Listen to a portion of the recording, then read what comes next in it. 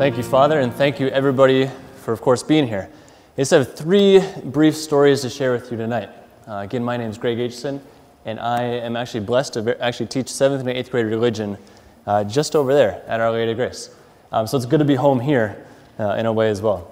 My first story, though, goes back to my first days of college. Like many of you probably experienced, my mom and dad drove me up to college. I went to Iowa State my freshman year.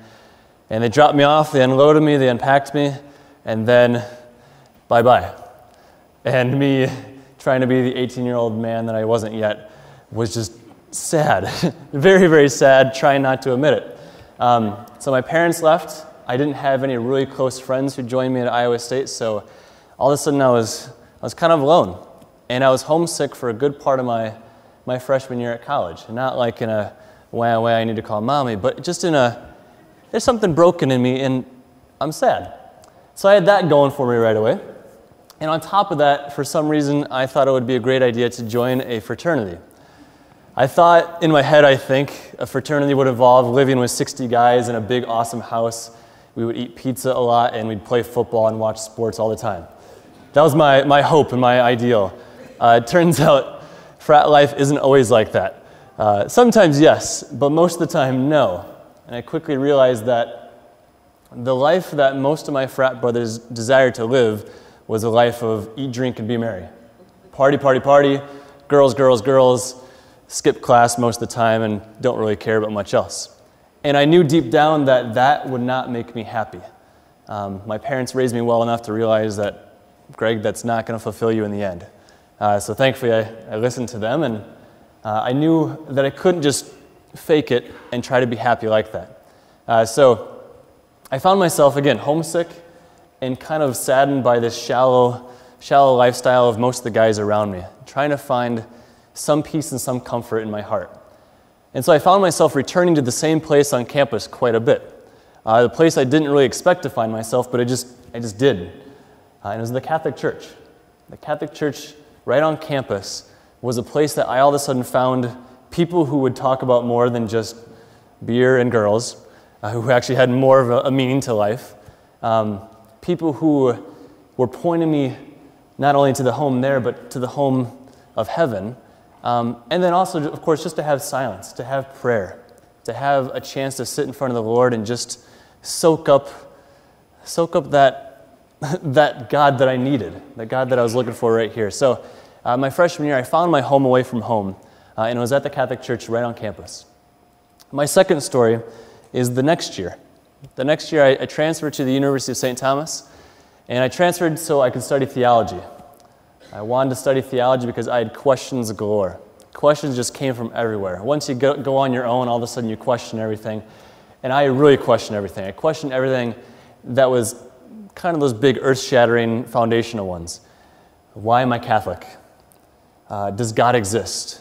If God exists, is Jesus really God with skin on?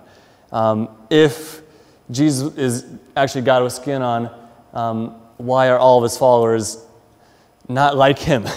All kinds of questions like this that I had to answer. I had to find answers for. And I knew deep in my heart that I didn't want to be Catholic because mom and dad were Catholic. I knew deep in my heart I didn't want to be Catholic because my friends were Catholic. I didn't want to be Catholic because I went to a Catholic grade school and a Catholic high school, or because it was just a nice little thing to do.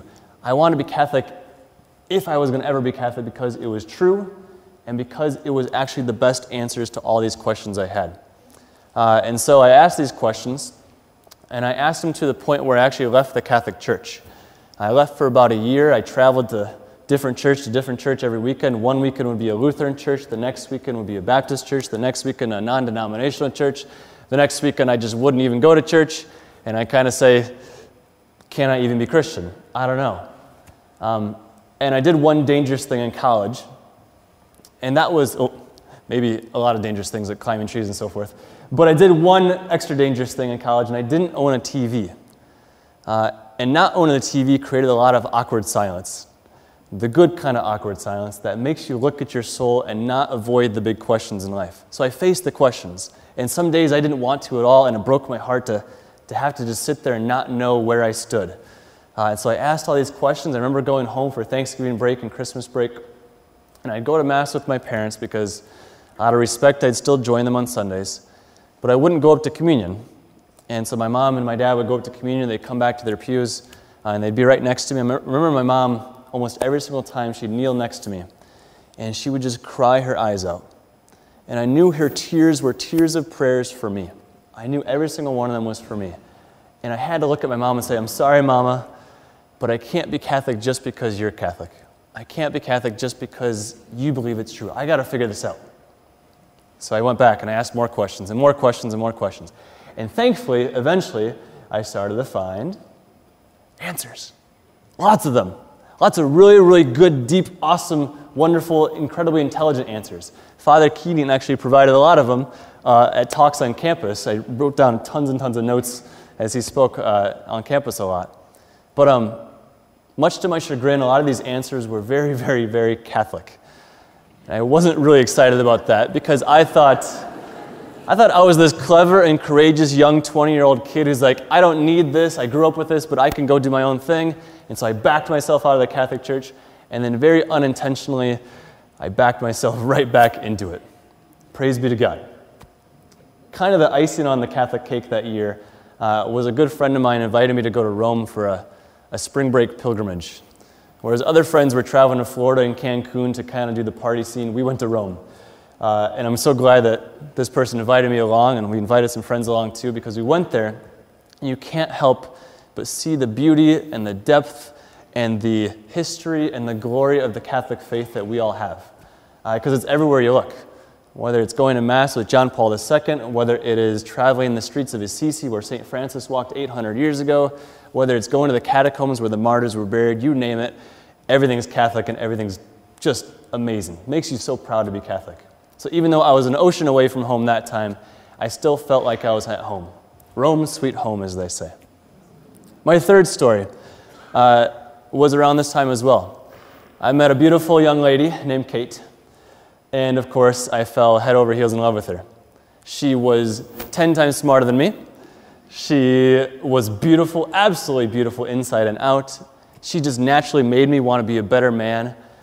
She encouraged me to be a saint in just the littlest ways that she could. And I knew pretty quickly, I was like, all right, God, this is going pretty well so far. We can get married. This is going to be awesome. You're writing a good love story here. And as soon as I started to tell God that, God gave me the old nudge and said, hey, you thought about the priesthood? And I said, be quiet. We got a love story. This love story is happening, and it's amazing, and we'd be great parents, and so on and so on.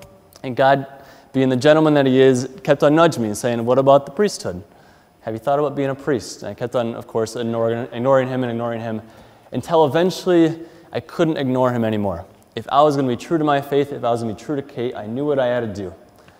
So walking through the snowy woods, a January, couple, 8 or so years ago, I stopped.